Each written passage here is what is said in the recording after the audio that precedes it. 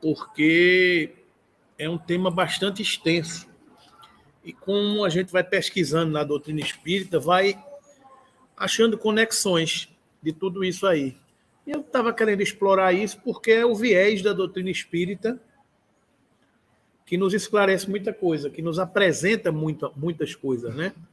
Então, na semana passada, a gente já estudou o Apocalipse de João desde a interpretação dos textos evangélicos, a revelação, os cavaleiros, o que significa cada uma daquelas situações, da besta do Apocalipse, todo aquele cenário, digamos assim.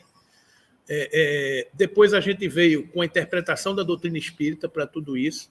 E aí, nessa interpretação da doutrina espírita, a gente trouxe vários textos, né? A gente começou com a Gênese, no capítulo 16, quando fala da teoria da presciência, que fala da percepção de por que os espíritos enxergam melhor na sua mediunidade, aquele estudo do homem em cima da montanha, que consegue enxergar melhor as coisas.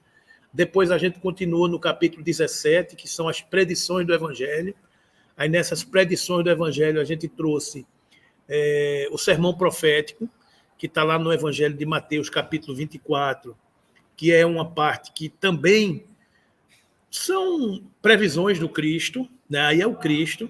Aí a gente trouxe a interpretação de Kardec na Gênesis sobre a teoria da presciência e depois sobre o que diz o sermão profético, a interpretação do Cristo. E aí, essa interpretação de Kardec explicando tudo isso cabe em todo o contexto da revelação e da natureza das revelações que esses espíritos nos avisam. A gente trouxe depois, no capítulo, no capítulo 17 ainda,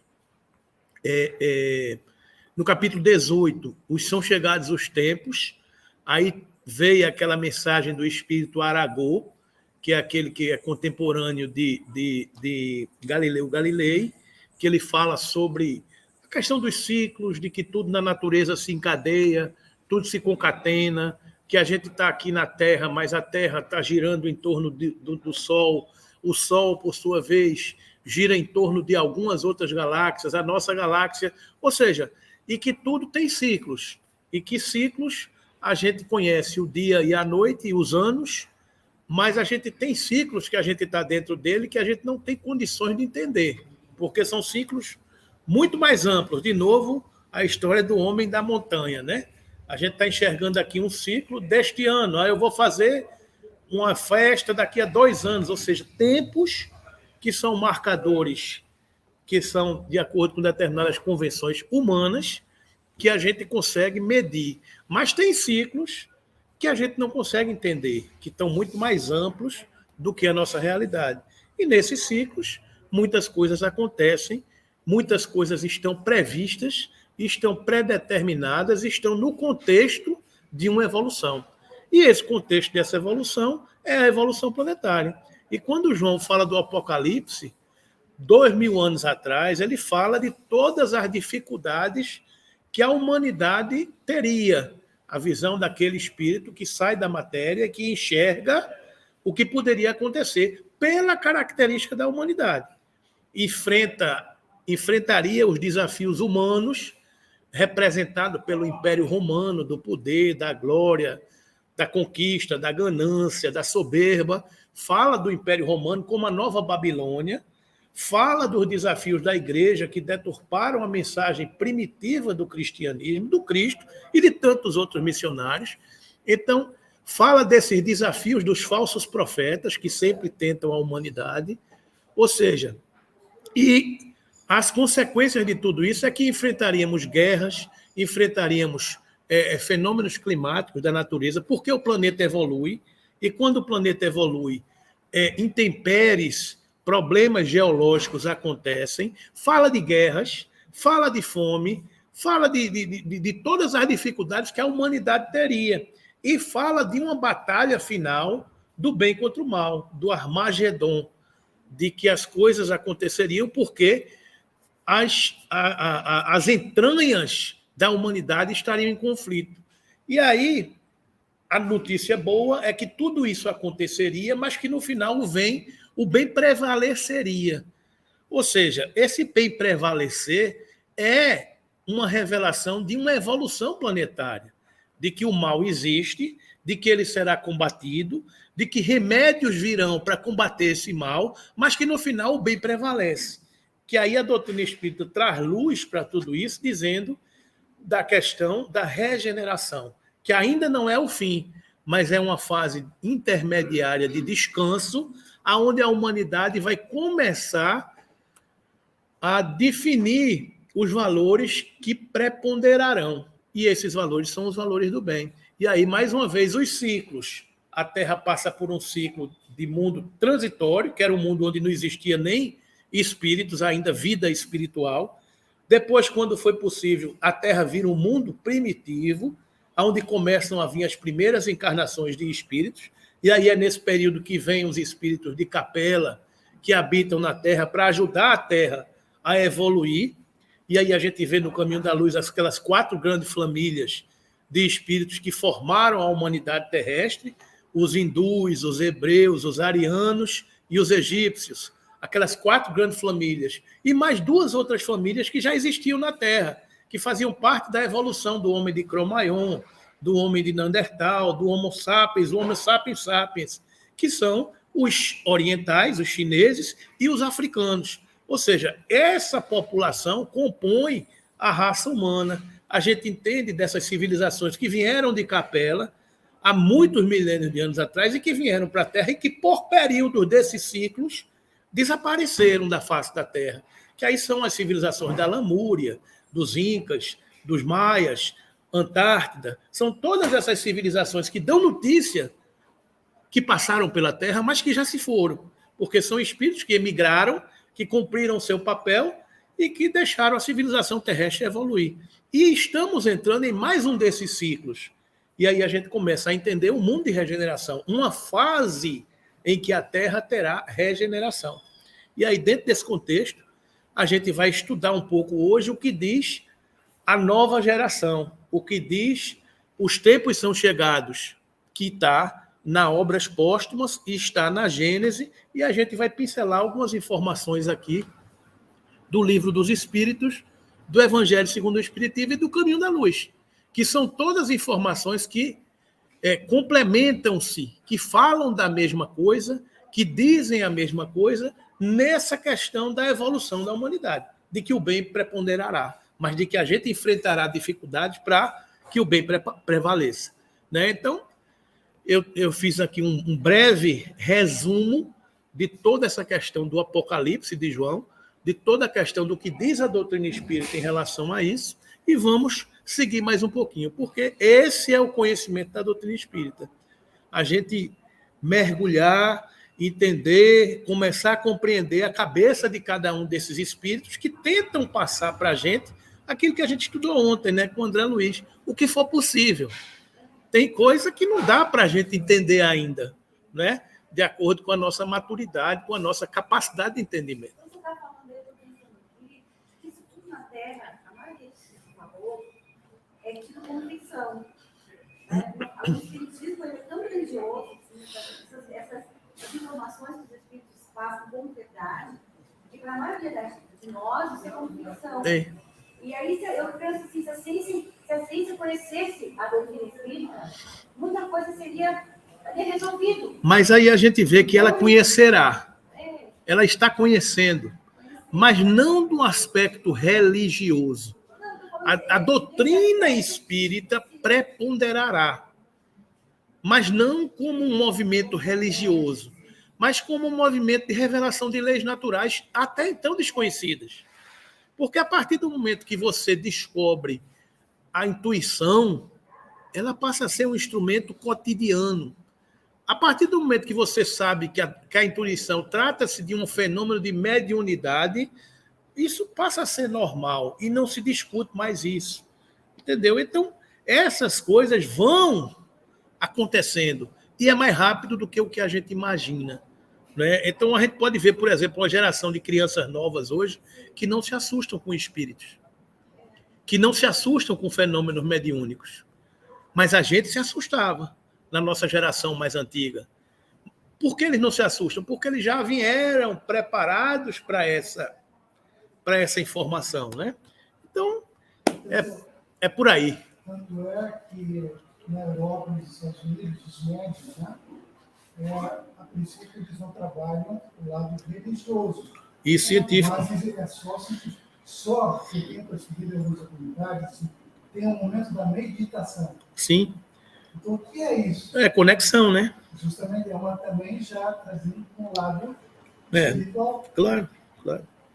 Bom, em obras póstumas, que é uma coisa interessante, que a gente, quando estuda, a gente acaba refletindo, a gente vai encontrar lá no finalzinho de obras póstumas uma preocupação de Kardec. Por exemplo, essa mensagem aqui é de 1866. A Gênese, se eu não me engano, é uma obra de 1865, 1867, que fez 150 anos, né? 1867. Então, você veja uma preocupação de Kardec que, com quanto a datas. Kardec desencarna em 1869. Né? Então, Kardec tinha uma preocupação nessa fase, nessa época, e você vai encontrar isso no final de Obras Póstumas. Kardec dialogando com os espíritos quanto a se ele teria tempo de fazer determinadas coisas. E os espíritos os alertam que ele não forçasse tanta barra, não forçasse a natureza do corpo, porque o corpo dele já estava doente. Você falou ontem, né? Queria esclarecer a Gênese. E é esse texto que eu trago aqui, esse texto de abril de 1866, resumo de comunicações dadas por 2 médiuns em estados sonambúlicos, que esse texto, se a gente for olhar a Gênese no capítulo 18, regeneração da humanidade, e são chegados os tempos, está igualzinho. Mas ele para num determinado momento. E esse texto de Obras Póstumas segue. Ou seja, talvez ele quisesse levar mais informações para a Gênese, em outros capítulos, como, por exemplo, esse aqui. Ele queria complementar algumas informações, né? Então, os próprios espíritos disseram, Kardec, te preocupa com isso, não. Já tem muito material aí para a humanidade absorver.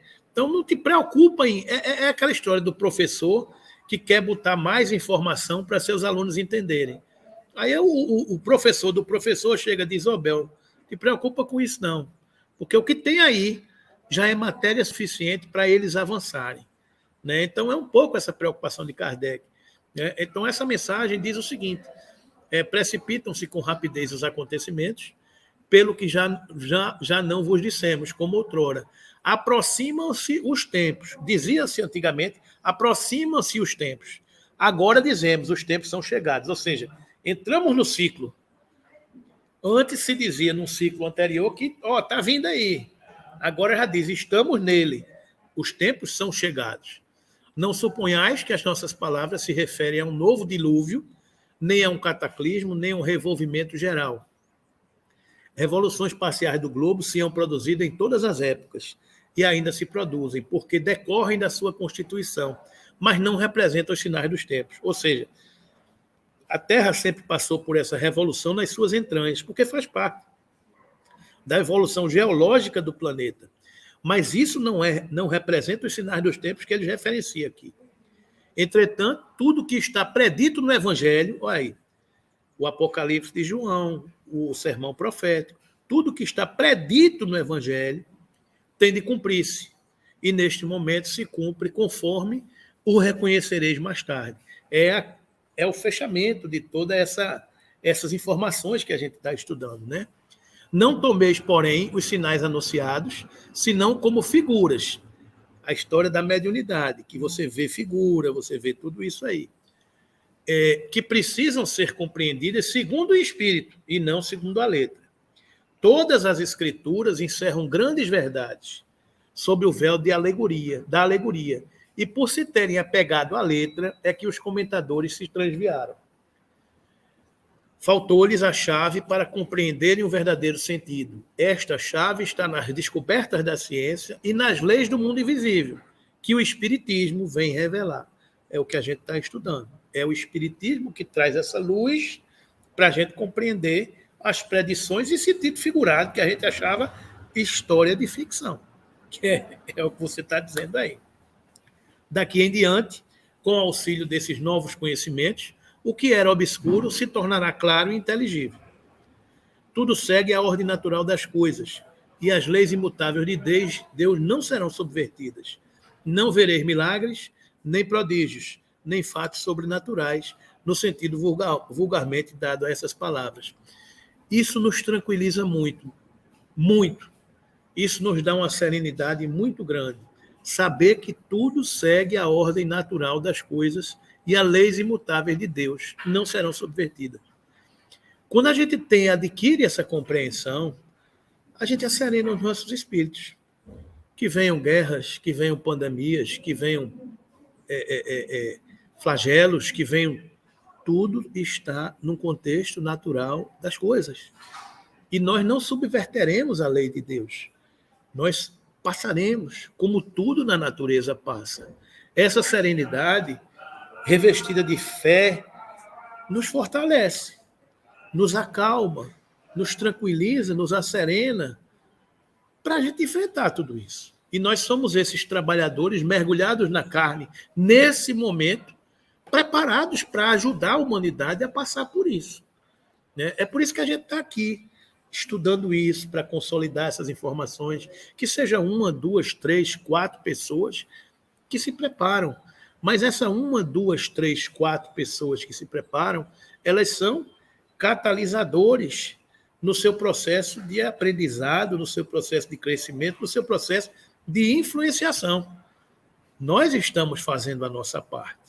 Nós estamos contribuindo para isso. Não é? Então, esse é o papel. É isso que a gente está dando conta para fazer. Não é? Então, isso nos acerena demais, né? Deus não é injusto.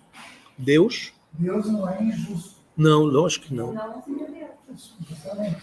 Então, sabe por que eu fiz essa pergunta? Porque uma colega minha, ela também está dentro da luta do Espírito. Nós sempre falamos algumas coisas a ela, que ela disse, vocês resolvem tudo isso na questão de que tem que passar, porque tem que sofrer. Não, é assim. Nós não precisamos sofrer, nós não temos que passar esses intempéries. Mas Deus é que causa isso. Não, Deus não causa a injustiça. Isso que nós temos que compreender. Agora, nós temos que pensar o que nós estamos fazendo para que possamos seguir a lei imutável de Deus. É verdade. Nem existe injustiça. Não. Na verdade, é essa visão. É essa visão. É aquela visão de querer o bem e querer o nosso bem. Querer bem e querer o bem, o nosso bem. É aquela história. Quando a gente tem uma visão do ciclo, berço-túmulo, a gente pensa em querer o bem. E querer bem. Eu quero bem. Então, no ciclo berço-túmulo, eu quero que Vinícius seja feliz, que tenha uma vida material confortável, que a família dele seja florida, que tudo dê certo, que ele não adoeça, que ele viva 200 anos. Porque esse é o ciclo berço-túmulo. Então, eu quero bem pensando nisso. Quando eu penso no ciclo espírito, a visão se amplia. E aí, quando eu falo querer o nosso bem, eu passo a entender que os desafios do ciclo berço-túmulo são crescimento, aprendizados, resgates, desafios, conquistas desse espírito imortal, porque tornou-se a partir do momento que nasceu, para a sua evolução. Então, essa visão se amplia. Exato. Então, a gente passa a não achar que nada é injusto, porque tudo está dentro de um contexto mais amplo, digamos assim, né? A gente entende, mas quando é hora da gente passar, é difícil. Claro que é. Claro que é. Você aceitar, não, tudo bem, claro que é difícil. A não é essa, né? Atitude claro que não é. Claro que não é. Na hora que a dor aperta... Claro que não é. É o mesmo entendimento de injustiça. Não, mas a gente não quer sofrer. A gente não quer. A gente reage contra o sofrimento. E quando o sofrimento é muito grande, a gente terceiriza a culpa. ao extremo de colocar a culpa em Deus. Como tem muita gente que diz que Deus é injusto. Então, é o mecanismo da lei. Né? Então, por exemplo, ontem a gente estava estudando lá na segunda reunião os mensageiros. Aí tem uma reunião na casa de Isidoro e Isabel, sua xará, que um espírito se aproxima do mentor da reunião e diz, olha, uma senhora, eu gostaria de mandar uma mensagem para minha filha que está aqui presente. Aí o espírito se sensibiliza com a vontade da mãe de passar uma mensagem de consolo para a filha que estava presente na reunião, e o espírito diz, eu vou falar com o dirigente da reunião para saber se pode. Aí ele volta, aí diz, olha, infelizmente o dirigente disse que não é adequado, que você não pode mandar essa mensagem para sua filha. Aí fica aquela história, porque não é educativo. A sua filha precisa vencer as dificuldades dela e você precisa receber o mérito da sua luta na Terra. Então, os problemas dela na Terra são os problemas dela na Terra, que você não pode mais ser o suporte que ela quer que você seja. Porque se eu mando uma mensagem para você, o espírito da sua filha vai se tornar aquele suporte. A mamãe está aqui. Não é isso. Então, o aprendizado do espírito ele é permanente. E há uma disciplina em todos. Mas o espírito que está acima diz, olha, não. Você não pode mandar essa mensagem, porque não é bom para você nem para ela. Mas essa visão de quem está em cima da montanha, para quem está na caminhada, às vezes é difícil de entender. Né? Mas vamos lá. Não olheis para o céu em busca de sinais precursores, porquanto nenhum vereis, e que vos anunciarem estarão a enganar-vos. Olha aí. Quem está anunciando está a nos enganar. E tem muita gente aí anunciando um bocado de coisa. Isso não é doutrina espírita. Isso é um processo de fascinação de falsos profetas, que já foi alertado desde as cartas de Tiago, de Pedro, de Paulo, de Judas. Os falsos profetas é quem ameaçam as doutrinas. Então tem gente se arvorando em nome de Chico Xavier, em nome de não sei quem, e está perturbado. E está criando um bocado de coisa aí que, pelo amor de Deus, isso não é doutrina espírita. Isso não serve para a doutrina espírita. Isso é um desserviço à doutrina espírita. Não é? Então, porquanto nenhum vereis, e os que vos anunciarem estarão enganados. Olhar em torno de vós, entre os homens, aí é que os descobrireis. Divaldo disse uma frase com muita propriedade, quando ele diz, eu não tenho autoridade para me negar, mas eu não tenho obrigação de acreditar. Quando perguntam a ele sobre essas revelações todas que Chico tinha dito, tinha falado, tinha acontecido, ele disse, eu não tenho autoridade para dizer que é mentira, para desmentir, mas eu também não tenho obrigação de acreditar. Então, essa frase resume tudo. Nós não temos o direito de estar dizendo que ninguém está mentindo ou deixando de mentir. Agora, pelo que a gente conhece da doutrina espírita e do ensino dos espíritos, isso não é espiritismo. Isso é o que quiserem chamar. Isso é o que quiserem fazer, porque o espiritismo será o que fizerem dele os espíritas. Então, está aí o nosso desafio de estar enfrentando essa verdade de frente, face a face, como diz lá no Evangelho segundo o Espiritismo, né? Não sentis que como um vento sopra sobre a terra e agita todos os espíritos? Olha aí, não sentis que um vento como o vento sopra sobre a terra e agita todos os espíritos?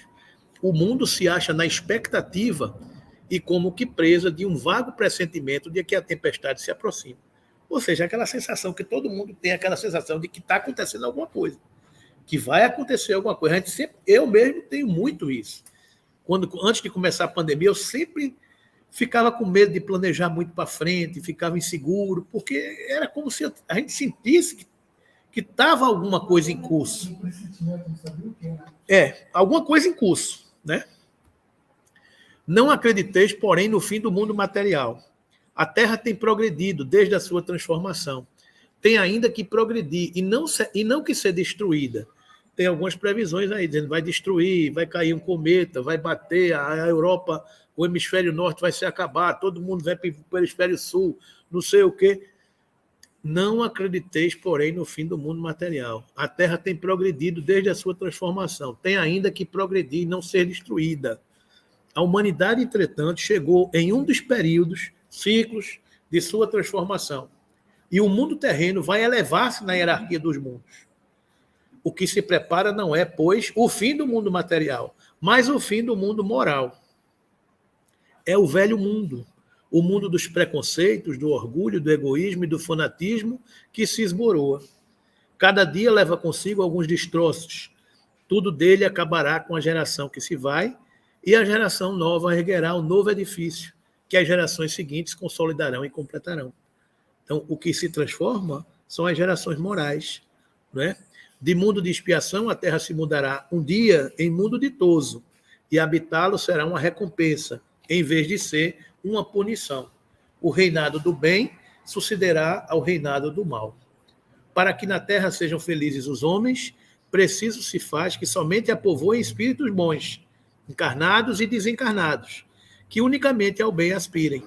O que nós fazemos nas reuniões mediúnicas é ajudar os espíritos desencarnados que fazem parte da psicosfera do planeta Terra para ajudar o planeta, encarnados e desencarnados, para convencê-los a novas oportunidades de voltar à Terra e ser influenciados pelo bem. Porque nesse mundo novo, a psicosfera da Terra tem que ser outra. Tem que mudar. Se tiver muito espírito... Não. Perturba. Até para reencarnar todo mundo. Perturba, né? Não só espíritos, no trabalho científico, não sei se são cientistas alemães, mas não é claro.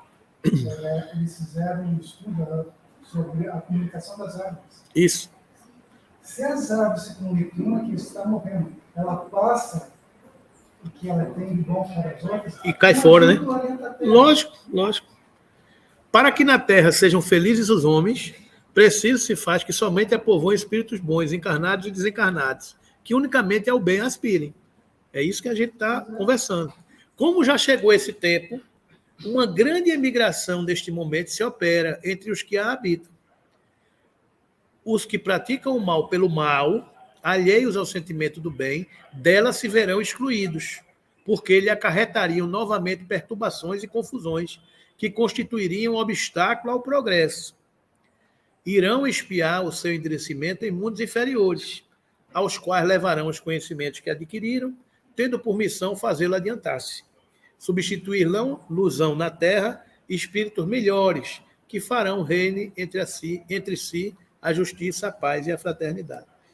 Se tem alunos atrapalhando, eles vão sair da sala e vão entrar novos alunos matriculados que ajudarão o conjunto, para que todo mundo... A gente não tem nem ideia do que é viver num mundo desse bom assim. A gente nunca viveu, né? A terra, dissemo-lo, não será tanto transformada por um cataclismo que aniquile de súbito uma geração. A atual desaparecerá gradualmente e a nova lhe sucederá do mesmo modo, sem que haja mudança na ordem natural das coisas. Tudo, pois, exteriormente, se passará como de costume, com uma única diferença, embora capital, a de que uma parte dos espíritos que nela encarnam não mais encarnarão. O cara não tem mais o bilhete azul. Como capela, né? Vai levar o que sabe para outro. Isso, exatamente. Em cada criança que nasça, em lugar de um espírito atrasado e propenso ao mal, encarnará um espírito mais adiantado e propenso ao bem. Trata-se, portanto, muito menos de uma nova geração corporal do que uma nova geração de espíritos. Ou seja, é uma geração de espíritos novos que estão nascendo, né? Não é uma geração de novos corpos, é uma geração de novos espíritos. Espíritos diferentes. Até o raciocínio das crianças hoje é diferente. Isso. A gente pensa de uma, a gente tem uma lógica. Isso. Aí daqui a pouco a minha neta vem de uma lógica diferente. Diferente. E aí a gente vai ver aquele livro Transição Planetária, que a gente já deixou um pouquinho de lado. Ele fala ali dos espíritos de Alcione, que é uma outra constelação que está ajudando a Terra. Então, desde o final de 1900 e do final do século passado, 1990, por aí, que está começando a vir um bocado de espírito de Alcione que estão reencarnando. Né? Então está vindo muita gente boa. Dizem que há comentários que daqui a alguns anos tiverão crianças com uma capacidade intelectual. Claro, claro, claro. E aí é que entra a mediunidade, aflorada em todo canto, e que não tem o que discutir. Né? A época atual é a de transição. Os elementos das duas gerações se confundem. Olha aí. O bom e o mal, a Armagedon. Está aí a batalha, nas ruas, nas casas. Esse Armagedon vai ser uma guerra entre os bons de um lado e os maus do outro. Não, já está misturado. E já está acontecendo. E já está acontecendo faz tempo. Né? Já está acontecendo faz muito tempo. Não tem uma data, vai ser a partir de tal dia. Não, a gente está acontecendo. É como o anoitecer e o amanhecer. A coisa vai, como ele está dizendo aqui, gradualmente a nova lhe se sucederá do mesmo modo, sem que haja mudança na ordem natural das coisas. Né?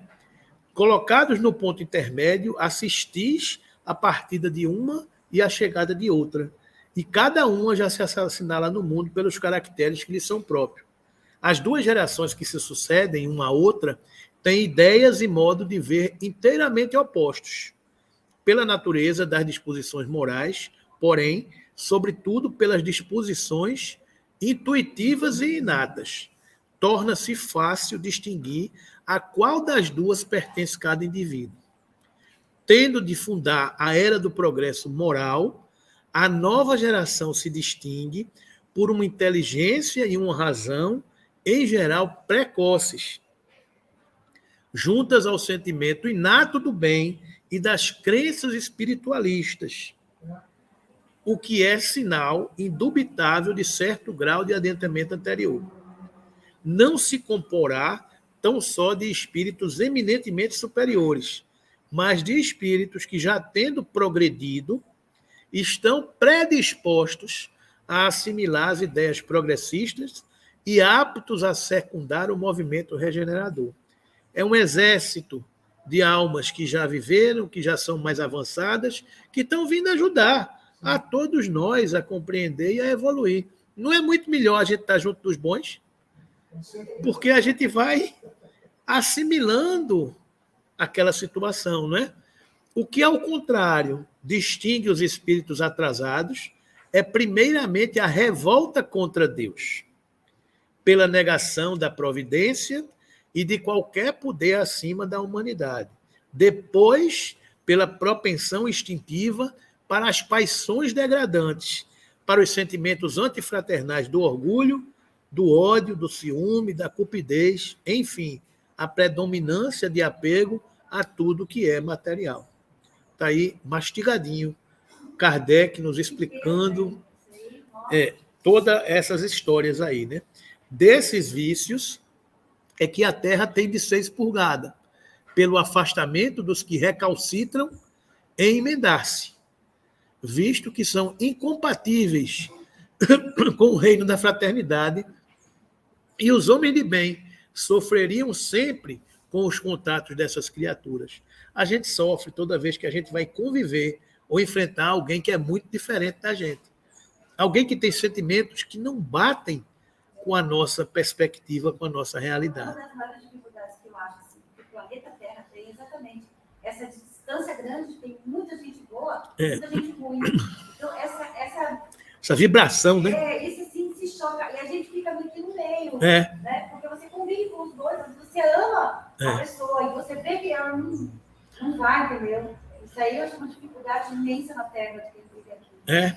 Livre deles a terra, os outros caminharão desembaraçadamente para o futuro melhor, que lhes está reservado neste mundo. Se a gente não tiver que ficar fazendo essa intriga do bem, a coisa flui com mais naturalidade, né? Em recompensa de seus esforços e de sua perseverança, enquanto uma depuração ainda mais completa não lhes abre o pórtico dos mundos superiores. Com referência a essa imigração de espíritos, ninguém pretenda que todos os espíritos retardatários serão expulsos da Terra e relegados para mundos inferiores. A gente não pensa, vai ser expulso da Terra. Não é assim. O amor de Deus é muito grande. Muito ao contrário. Aí é onde voltar, porque muitos cederão ao império das circunstâncias e do exemplo. Neles, a casca está mais estragada do que o cerne. É aquela história do cara que foi influenciado e, para não desagradar os amigos perturbado, ele acaba indo. Mas no íntimo, ele luta contra ele mesmo. A casca está mais estragada do que o cerne. Uma vez subtraídos à influência da matéria e dos prejuízos do mundo corporal, eles, em sua maioria, verão as coisas de maneira inteiramente diversa de que as viam quando vivos, conforme os numerosos casos que já tendes apreciado. Para isso, terão a ajudá-los os espíritos bons, que por eles se interessam e que se esforçam por esclarecê-los e por lhe mostrar que errado era o caminho que trilhavam. Todas as semanas nós encontramos espíritos propensos ao mal que têm medo das suas superioridades. Porque se eu fizer, ele vai fazer isso, vai fazer aquilo outro. O papel nosso de doutrinador é dizer, não, meu irmão, você está em boa companhia, você está seguro, você foi selecionado para vir para o lado do bem. Não se preocupe. Ou seja, ele deixar de ser influenciado por aquela... E a gente vai resgatando 1, 2, 3, 4 almas. Né? Sem medo do chefe, sem medo da influência dos demais. Porque o chefe a gente cuida depois. A gente vai tratando, é feito papa quente, a gente vai comendo pelas beiras. Não é? Então, pelas vossas preces e exortações, podeis contribuir muito para que se melhorem, porque há perpétua solidariedade entre os mortos e vivos. É o nosso trabalho. É o que a gente está fazendo aí, né? Aqueles, conseguintemente, poderão voltar e se sentirão felizes, porque isso lhes será uma recompensa. Que importa o que tenham sido feito, se animados de melhores sentimentos se encontram? Não importa mais o passado. Né? Longe de se mostrarem hostis à sociedade, serão seus auxiliares úteis, porquanto pertencerão à geração nova. Não haverá, pois, exclusão definitiva. Serão, senão dos espíritos substancialmente rebeldes, daqueles que o orgulho e o egoísmo, mais do que a ignorância, tornaram surdos os apelos ao bem e à razão. Esses mesmos, porém, não estarão voltados à perene inferioridade. Dia virá em que repudiarão o passado e abrirão os olhos para a luz. O exemplo daquela cidade do livro No Rumo do Mundo de Regeneração, que foi totalmente expurgada, a cidade dos justiceiros, aqueles adversários do Cristo, que se reuniram para combater a mensagem do Cristo, a besta do Apocalipse. Né? Aqueles espíritos que são inimigos do Cristo desde o tempo das cruzadas, desde o tempo dos judeus, desde o tempo da Igreja Católica, que eles se sentiram traídos, porque quando chegaram no mundo espiritual, não era nada daquilo que eles pregavam, que eles sonhavam, e que encontraram uma outra realidade. E aí eles se revoltaram com Cristo. Elegeram o inimigo comum, Cristo, e combatem todos aqueles que defendem o Cristo. Então, esses são os justiceiros, que foram expulsos completamente da terra. Porque como é que eu vou permanecer na terra com influência dessa natureza? Se eu estou na terra implantando o reino do Cristo, de amor, e eu tenho uma falange de espíritos que trabalha contra isso, radicalmente contra isso. E eles são contra todos aqueles que acreditam no Cristo. Todos aqueles, católicos, espíritas, qualquer um. Né? Você falou, culpam o Cristo. Terceirizam, né? Pelos erros próprios. Eu fui um religioso na Terra, então eu achava que porque eu era religioso, o céu estava garantido. E não interessava o que eu fiz enquanto na matéria. Quando eu chego na pátria espiritual, eu encontro uma outra realidade e eu me revolto. Não foi isso que Cristo me disse. Cristo não te disse nada, meu amigo. Você interpretou como você quis interpretar. Não é? Então, assim... Muito. Assim, orai por esses endurecidos, a fim de que se emendem enquanto ainda é tempo, visto que se aproxima o dia da expiação. Infelizmente, a maioria, desconhecendo a voz de Deus, é o que você perguntou, ainda tem muito, persistirá na cegueira e a resistência virá a opor máscara, por meio de terríveis lutas, o fim do reinado dos que a constituem, desvairados correrão a sua própria perda. Desvairados correrão a sua própria perda. Esse texto não está mais na Gênese. Esse texto só está em obras póstumas. Essa parte aqui só está em obras póstumas. Provocarão destruições que darão origem a um sem número de flagelos e de calamidades, de sorte que, sem o quererem, apressarão o advento da era de renovação. E como se não se operasse com bastante rapidez a destruição, os suicídios se multiplicarão em proporções inauditas, até entre as crianças. A gente está vendo isso? Acho que era a cada 40 minutos, né? A cada 40 segundos. Uma no mundo. A loucura jamais terá atingido tão grande quantidade de homens que, antes mesmo de morrerem, já estarão riscados do número dos vivos. São mortos-vivos que andam por aí, né? São esses os verdadeiros sinais dos tempos. E tudo se cumprirá pelo encadeamento das circunstâncias, como já o dissemos, sem que haja a mais ligeira derrogação das leis de natureza. Estamos aí com os sinais dos tempos evidentes. Nunca houve tanta gente deprimida, suicídio em tanta parte, né? E essa loucura não é a loucura do louco. Não. É a loucura desses pensamentos. Da insensatez. É como ele está dizendo aqui, ó. Desvairados correrão a sua própria perda.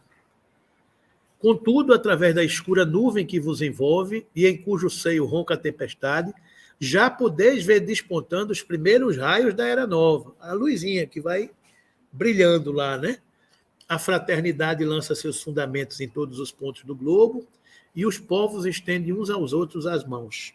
A barbárie se familiariza no contato com a civilização, os preconceitos de raças e de seitas que causaram o derramamento de ondas de sangue se vão extinguindo. O fanatismo, a intolerância perdem terreno, ao passo que a liberdade de consciência se introduz nos costumes e se torna um direito. Por toda parte, fermentam as ideias, percebe-se o mal e experimentam-se remédios para debelá-lo. Mas muitos caminham sem bússola e se perdem em utopias. O mundo se acha empenhado num imenso trabalho de gestação, que já dura um século.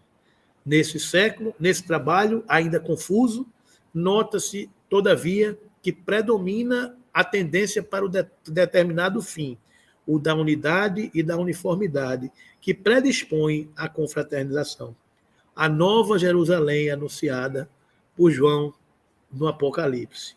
A vitória do bem sobre o mal. Já se vislumbra essa vitória que começa a raiar no novo dia, né? Também aí tendes sinais dos tempos. Mas enquanto que os outros são da agonia do passado, esses últimos são os primeiros vagidos da criança que nasce, os precursores da aurora que o próximo século verá despertar. É esse nosso século, né? Pois que então a geração nova estará em toda a sua pujança, pontos de vistas. Tanto a fisionomia do século XIX difere da do 18º, sob certo ponto de vista, quando a do 20º diferirá da do século XIX sobre outros. Então, é a marcha, não é? A fé inata será um dos caracteres distintivos da nova geração. Não a fé exclusiva e cega, que divide os homens, mas a fé raciocinada, que esclarece e fortifica, que os une e confunde num sentimento comum de amor a Deus e ao próximo. Com a geração que se extingue, desaparecerão os últimos vestígios da incredulidade e do fanatismo, igualmente contrários ao progresso moral e social. O espiritismo é a senda que conduz à renovação, porque destrói os dois maiores obstáculos que se opõem a essa renovação, como foi dito, o fanatismo e a incredulidade, porque faculta uma fé sólida e esclarecida, desenvolve todos os sentimentos e todas as ideias que correspondem aos modos de ver da nova geração, pelo que no coração dos representantes desta, ele se achará inato e em estado de intuição. Assim, pois, a era nova vê-lo-á engrandecer-se e prosperar pela força mesmo das coisas, tornar-se-á a base de todas as crenças, o ponto de apoio de todas as instituições. É aquilo que a gente está conversando. A doutrina espírita se tornará a base de todas as crenças, porque está nas leis da natureza. É o ponto de apoio de todas as instituições. É a chave que faltava à humanidade para entender todo o contexto de nossa evolução, de nosso progresso, né? Mas daqui até lá, que de lutas terá ainda de sustentar contra os seus dois maiores inimigos, a incredulidade e o fanatismo. Que coisa singular, se dão as mãos para abatê-lo. É que os dois lhes pressentem o futuro e, em consequência, a ruína de ambos. Essa a razão por que o temem. Já o veem erguendo sobre os destroços do velho mundo, egoísta, a bandeira em torno da qual se reunirão todos os povos. Na divina máxima, fora da caridade não há salvação. Eles leem a sua própria condenação, porquanto essa máxima é o símbolo da nova aliança fraternal proclamada pelo Cristo. Ela se apresenta como as palavras fatais do festim de Baltazar. Entretanto, deveriam bendizer essa máxima, porquanto os defende de todas as represálias da parte dos que os perseguem. Tal, porém, não se dá.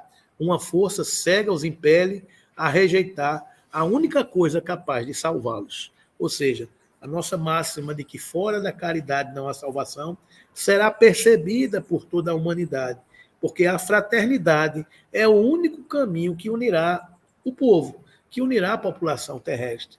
E como isso está implícito no nosso sentimento, isso tem que predominar. A gente já está vendo o mundo hoje se tornando muito mais fraterno, muito mais amigo, muito mais solidário, né? Então não dá mais para pensar diferente, não dá mais para dizer que a dor do outro não dói em você, e não dá mais para sentir essa dor do outro e não fazer nada. Então tem que... É o processo. Diz o Marco, né? Aparecendo gente aqui que não dava... É o processo. É o processo, né? Que poderão contra o ascendente da opinião que os repudia.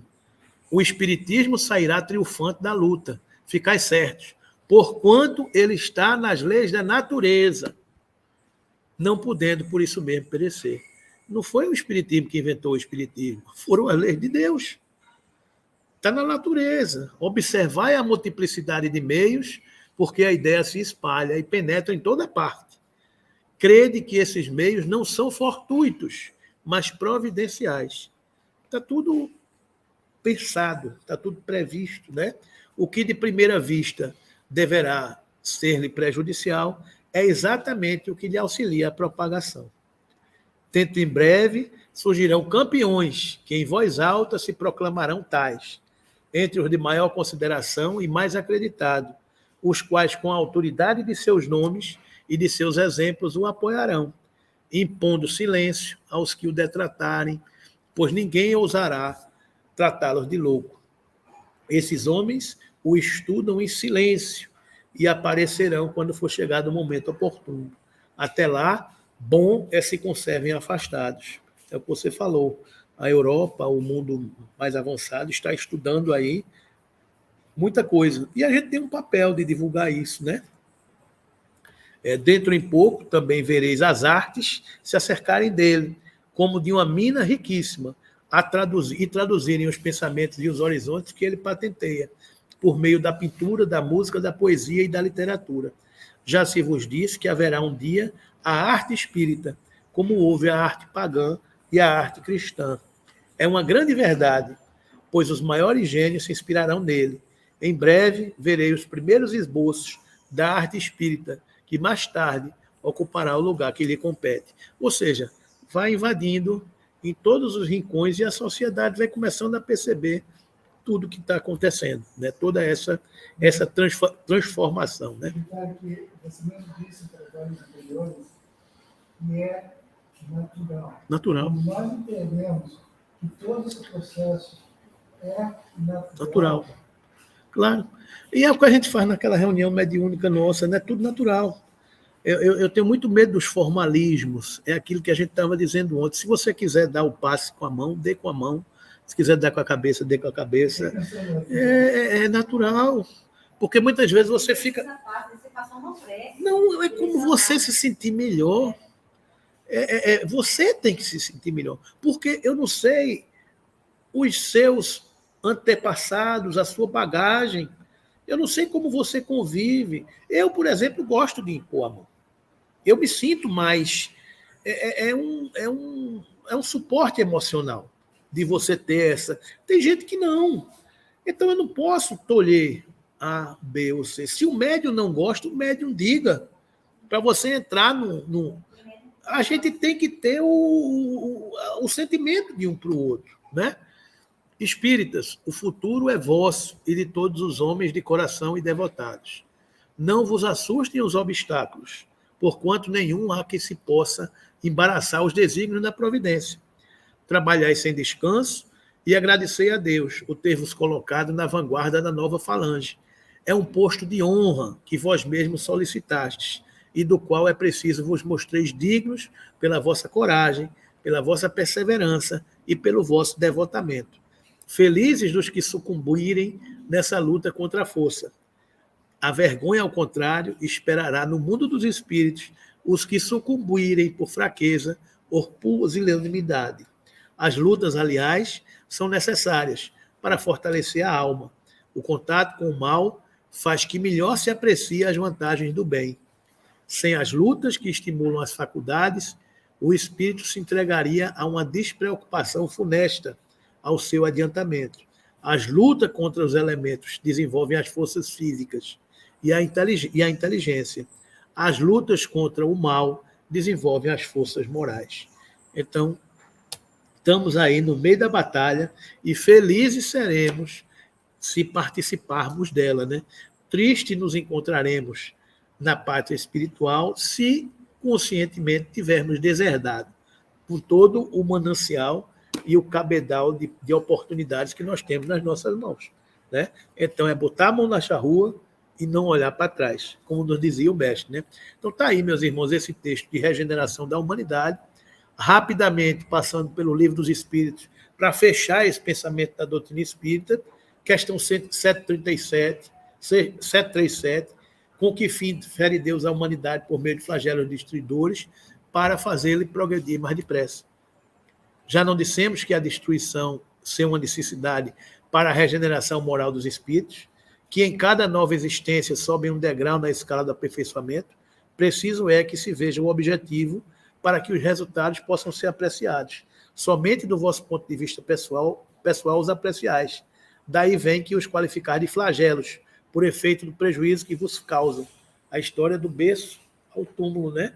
Essas subversões, porém, são frequentemente necessárias para que mais pronto se dê o advento de uma ordem melhor de coisas e para que se realize em alguns anos o que teria exigido muitos séculos. Então, às vezes, você apressa o processo de aperfeiçoamento. Vai ter que dar um corte aqui para a coisa avançar mais rápido, né? Questão 738. Para conseguir a melhora da humanidade, não podia Deus empregar outros meios que não os flagelos destruidores? Aí é Kardec querendo aliviar, né? Mas Deus não podia ter aliviado um pouquinho, não. Aos espíritos diz, pode. E os emprega todos os dias, pois que deu a cada um os meios de progredir pelo conhecimento do bem e do mal. O homem, porém, não se aproveita desses meios. Necessário, portanto, se torna que seja castigado no seu orgulho e que se lhe faça sentir a sua fraqueza. Ou seja, rapaz, eu já estou fazendo há muito tempo, só que você não entendeu ainda, e agora eu vou desenhar para você, né? Então, é necessário que, às vezes, você leve um carão, digamos assim, né? 783. Segue sempre marcha progressiva e lenta o aperfeiçoamento da humanidade, há o progresso regular e lento, que resulta da força das coisas. Quando, porém, um povo não progride tão depressa quanto devera, Deus o sujeita de tempos a tempos a um abalo físico ou moral que o transforma. Simples assim, né? Então, sempre houve um progresso lento e gradual. Porém, um povo, quando não progride na marcha e na velocidade que seria de se esperar, Deus o sujeita de tempos a tempos a um abalo físico ou moral que o transforma. Mais rápido o resultado, né? Qual o maior obstáculo do progresso? O orgulho e o egoísmo. Refiro-me ao progresso moral, porquanto o intelectual se efetua sempre, né? 799. De que maneira o espiritismo pode contribuir para o progresso? Destruindo o materialismo, que é uma das chagas da sociedade. Ela faz que os homens compreendam onde se encontram seus verdadeiros interesses, deixando a vida futura de estar velada pela dúvida. O homem perceberá melhor que, por meio do presente, lhe é dado preparar o seu futuro, abolindo os prejuízos das seitas, castas e cores, ensina os homens a grande solidariedade que os há de unir como os irmãos.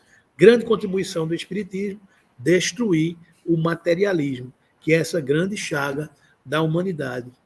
Evangelho segundo o Espiritismo, capítulo 1, a nova era. São chegados os tempos em que se hão de desenvolver as ideias para que se realizem os progressos que estão nos desígnios de Deus. Tem elas de seguir a mesma rota que percorrem as ideias de liberdade e suas precursoras. Não se acredite, porém, que esse desenvolvimento se efetue sem lutas, tudo num contexto mais amplo, né? Não, aquelas ideias precisam, para atingirem a maturidade, de abalos e discussões, a fim de que atraiam a atenção das massas. Uma vez isso conseguido, a beleza e a santidade da moral tocarão os espíritos, que então abraçarão uma ciência que lhes dá a chave da vida futura e descerra as portas da felicidade eterna. Moisés abriu o caminho, Jesus continuou a obra, o Espiritismo a concluirá. Está aí um espírito israelita no primeiro capítulo do livro Evangelho segundo o Espiritismo. Então, tudo combinando para que tudo aconteça na marcha do progresso. Evangelho segundo o Espiritismo, capítulo 3, Progressão dos Mundos. O progresso é lei da natureza. A essa lei, todos os seres da criação, animados e inanimados, foram submetidos pela vontade de Deus, bondade de Deus, que quer que tudo se engrandeça e prospere. A própria destruição, que aos homens parece o termo final das coisas, é apenas um meio de se chegar pela transformação a um estado mais perfeito, visto que tudo morre para renascer e nada sofre o aniquilamento. Ao mesmo tempo que todos os seres vivos progridem moralmente, progridem materialmente os mundos em que se habitam. Quem pudesse acompanhar o mundo em suas diferentes fases, desde o instante em que se aglomeraram os primeiros átomos destinados a constituí-lo, vê-lo-ia percorrer uma escala incessantemente progressiva, mas de degraus imperceptíveis, para cada geração, e a oferecer aos seus habitantes uma morada cada vez mais agradável, à medida que eles próprios avançam na senda do progresso. Marcham assim, paralelamente, o progresso do homem, dos animais, seus auxiliares, o dos vegetais, o da habitação, porquanto nada em a natureza permanece estacionário. Qual grandiosa é a ideia, a digna majestade do Criador. Quanto ao contrário, é mesquinha e indigna do seu poder, a que concentra a sua solicitude e a sua providência no imperceptível grão de areia que é a terra, e restringe a humanidade aos poucos homens que a habitam. Segundo aquela lei, este mundo esteve material e moralmente no estado inferior ao que hoje se acha, e se alçará sob esse duplo aspecto, material e moral, a um grau mais elevado. Ele há chegado a um dos seus períodos de transformação, em que de orbe expiatório mudar-se-á em planeta de regeneração, onde os homens serão ditosos, porque nele imperará a lei de Deus. Santo Agostinho, 1862. Ou seja, todas as mensagens de nossa doutrina espírita convergem para o mesmo pensamento da evolução e de que a humanidade vencerá a si própria pela sua transformação moral. Em A Caminho da Luz, para fechar esse nosso estudo, Emmanuel, no capítulo do Evangelho do Futuro, diz o seguinte: toda a realidade é a do Espírito e toda a paz é a do entendimento do reino de Deus e de sua justiça. Uma frase lapidar que resume tudo na nossa doutrina, né? O século que passa efetuará a divisão das ovelhas do imenso rebanho. O cajado do pastor conduzirá o sofrimento na tarefa penosa da escolha e a dor se incumbirá do trabalho que os homens não aceitarão por amor. Uma tempestade de amarguras vai gerar toda a terra. Os filhos de Jerusalém, de todos os séculos, devem chorar, contemplando essas chuvas de lágrimas e de sangue que rebentarão nas nuvens pesadas de suas consciências enegrecidas. Condenada pelas sentenças irrevogáveis dos seus erros sociais e políticos, a superioridade europeia desaparecerá para sempre, como o Império Romano, entregando à América o fruto das suas experiências, com vistas à civilização do porvir. Vive-se agora na Terra um crepúsculo ao qual sucederá a profunda noite, e ao século XX compete a missão do desfecho desses acontecimentos espantosos. Todavia, operários do Cristo, ouçamos a voz no âmago da nossa alma. Bem-aventurados aos pobres, porque o reino de Deus lhe pertence. Bem-aventurados os que têm fome de justiça, porque serão saciados. Bem-aventurados os aflitos, porque chegará o dia da consolação. Bem-aventurados os pacíficos, porque irão a Deus. Sim, porque depois da treva surgirá uma nova aurora. Luzes consoladoras envolverão todo o orbe regenerado no batismo do sofrimento. O homem espiritual estará unido ao homem físico para a sua marcha gloriosa no ilimitado. E o espiritismo terá retirado dos seus escombros materiais a alma divina das religiões que os homens perverteram, ligando-as no abraço acolhedor do cristianismo restaurado. Trabalhemos por Jesus, ainda que a nossa oficina esteja localizada no deserto das consciências. Todos somos dos chamados ao grande labor, e o nosso mais sublime dever é responder aos apelos do escolhido. Revendo os quadros da história do mundo, sentimos um frio cortante neste crepúsculo doloroso da civilização ocidental. Lembremos a misericórdia do Pai e façamos as nossas preces. A noite não tarda, e no bojo de suas sombras compactas, não nos esqueçamos de Jesus, cuja misericórdia infinita, como sempre, será a claridade imortal da alvorada futura, feita de paz, de fraternidade e de redenção. Então está aí, meus irmãos, a gente conclui o estudo do Apocalipse segundo o Espiritismo, com todo esse compêndio de informações que a gente traz, luz da doutrina espírita, nos falando do destino da Terra, um mundo de regeneração, onde cada um de nós luta para vencermos o homem velho que ainda habita em cada um de nós. Estamos nos tempos que chegaram, estamos no ciclo da transição, da transformação. Não podemos precisar datas, não podemos prever acontecimentos. O que a gente pode fazer é seguir o Cristo, caminhar com ele, que é o que a gente tem feito o tempo todo. Confiança, entendendo o que Emmanuel diz, toda a realidade é a do Espírito. E toda a paz que desfrutamos, que queremos, que buscamos, é a do entendimento do reino de Deus e de sua justiça. Não é? Vamos embora, vamos à frente com o Mestre Jesus. Você disse que